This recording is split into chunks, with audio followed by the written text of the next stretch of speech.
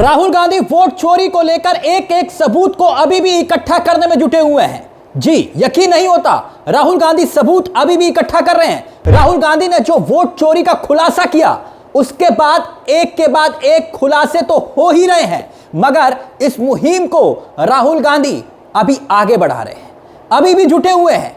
आप कहेंगे कैसे?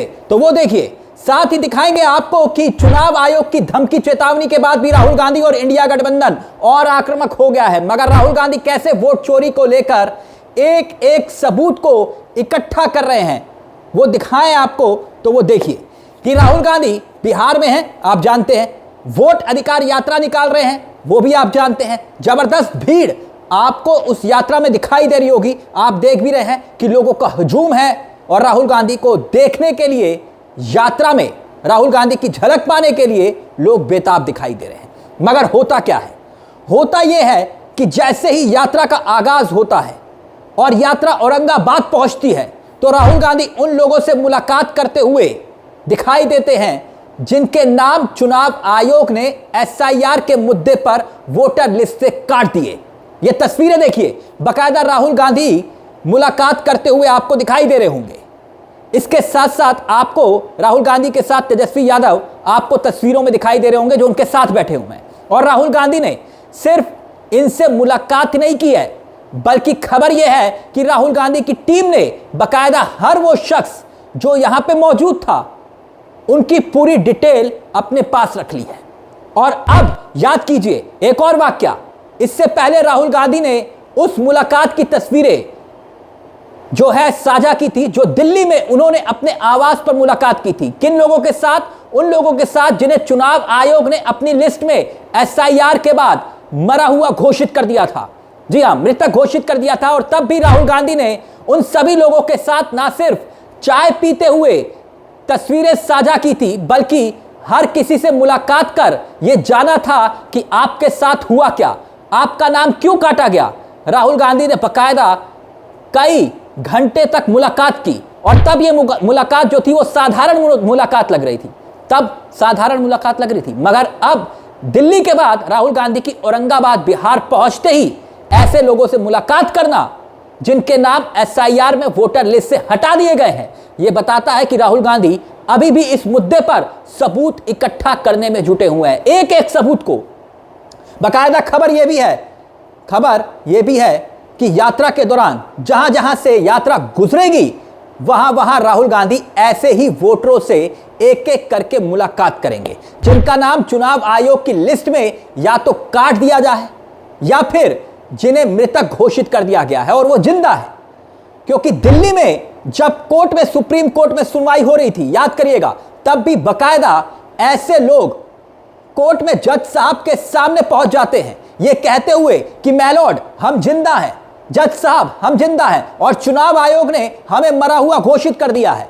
तब भी खूब फजीयत हुई थी चुनाव आयोग की।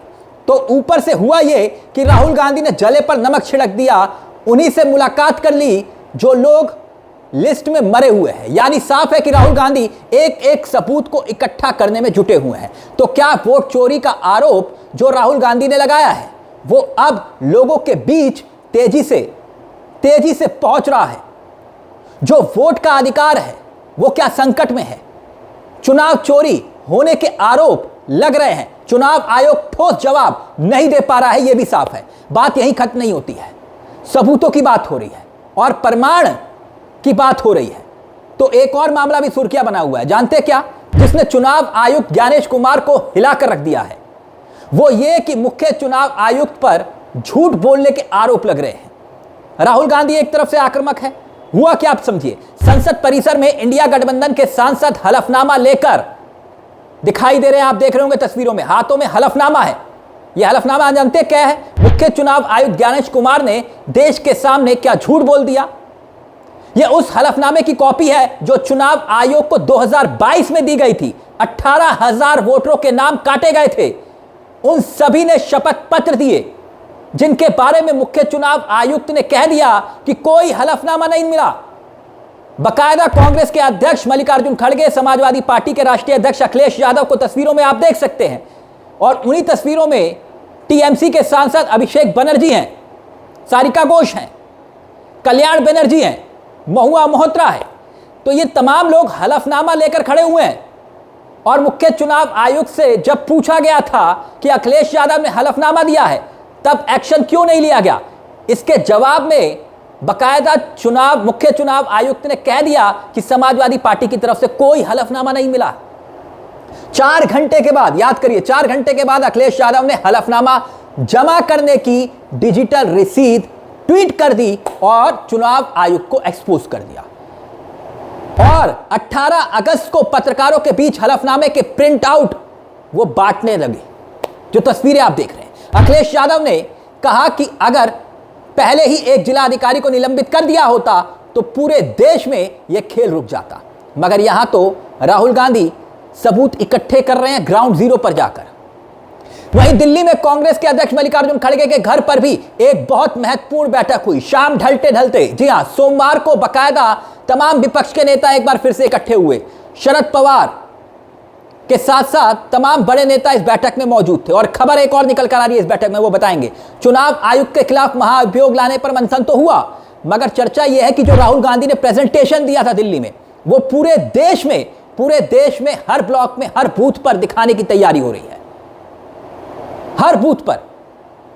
और अब यह मामला बीजेपी के लिए कितना बड़ा सिरदर्द बन चुका है, वोट चोरी का आरोप। इस बात से समझिएगा कि जब 2024 का चुनाव था, याद करिए, लोकसभा का, बकायदा राहुल गांधी ने एक ही मुहिम पर काम किया था। वो था यह कि अगर बीजेपी 400 पार हुई तो संविधान को बदल देगी।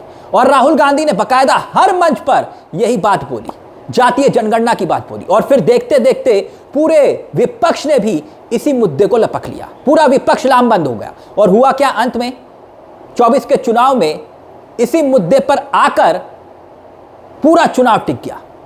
बीजेपी के तमाम नेता, मंत्री, संतरी, अधिकारी, यहां तक कि मोदी और अमित शाह ने यह भरोसा दिलाने की कोशिश की कि नहीं, संविधान नहीं बदला जाएगा। मगर हुआ क्या, 400 पार का नारा देने वाली बीजेपी 240 पर आकर अटक गई। तो क्या राहुल गांधी के इसी मुहिम का असर अब वोट चोरी के मामले पर भी दिखाई दे रहा है?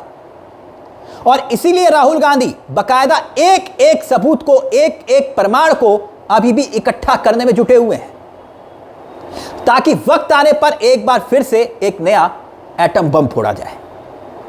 यानी पिक्चर अभी बाकी है। और राहुल गांधी जिस तरह से जिद पर अड़ गए हैं, उससे लगता है कि राहुल गांधी अब पीछे हटने वाले दिखाई नहीं दे रहे। यानी राहुल को रोकना अब मुश्किल दिखाई दे रहा है। वोट चोरी की मुहिम का असर अब ग्राउंड जीरो पर दिखाई दे रहा है। बीजेपी नेता सफाई दे रहे हैं, ना उगलते बनता है ना ही निगलते, क्योंकि भाजपा अगर सफाई देती है तो सवाल ये खड़े होते हैं कि चुनाव आयोग का मामला तो सफाई भारतीय जनता पार्टी क्यों दे रही है।